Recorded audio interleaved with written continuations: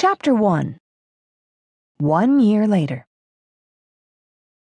Marcus Keller flexed his fingers on the warm leather of the steering wheel, his sleek black Mercedes hugging the road as he took the narrow curves leading into Somerville faster than was probably wise. The small Pennsylvania town was only 3 hours from his own home in Pittsburgh, but it might as well have been a world away. Where Pittsburgh was 90% concrete and city lights, Somerville was thick forests, green grass, quaint houses, and a small downtown area that reminded Marcus of a modern version of Mayberry. He slowed his speed, taking the time to examine the storefronts as he passed. A drugstore, a post office, a bar and grill, a gift shop, and a bakery. Lifting his foot from the gas, he slowed even more, studying the bright yellow awning and fancy black lettering declaring it to be the Sugar Shack, the red neon sign in the window letting customers know they were open, and the handful of people inside, enjoying freshly made baked goods. It looked inviting, which was important in the food service industry. He was tempted to lower his window and see if he could actually smell the delicious scents of breads and cookies and pies in the air.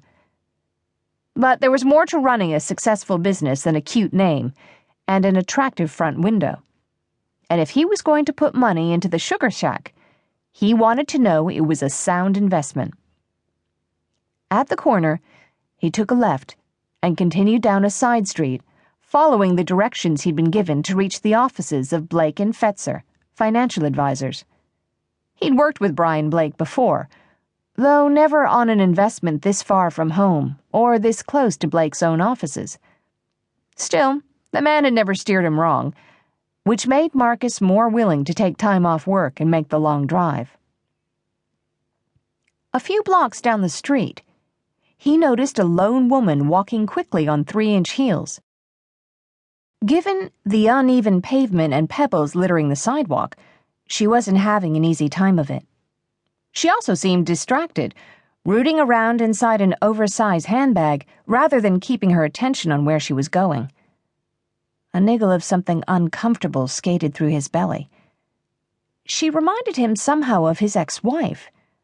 A bit heavier and curvier, her coppery hair cut short instead of left to flow halfway down her back, but still very similar.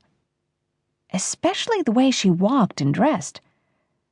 This woman was wearing a white blouse and a black skirt with a short slit at the back, framing a pair of long, lovely legs.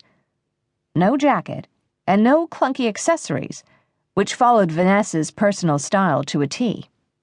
Shifting his gaze back to the road, he tamped down on whatever emotion had his chest going tight. Guilt? Regret? Simple sentimentality? He wasn't sure, and didn't care to examine the unexpected feelings too closely. They'd been divorced for over a year. Better to put it all behind him and move on, as he was sure Vanessa had done. Spotting the offices of Blake and Fetzer, he pulled into the diminutive 3-car lot at the back of the building, cut the engine, and stepped out into the warm spring day. With any luck, this meeting and the subsequent tour of the Sugar Shack would only take a couple of hours. Then he could be back on the road and headed home. Small-town life might be fine for some people, but Marcus would be only too happy to get back to the hustle and bustle of the city and the life he'd made for himself there. Vanessa stopped outside Brian Blake's office, taking a moment to straighten her blouse and skirt, run a hand through her short-cropped hair, and touch up her lipstick. It had been a long time since she'd gotten this dressed up, and she was sorely out of practice.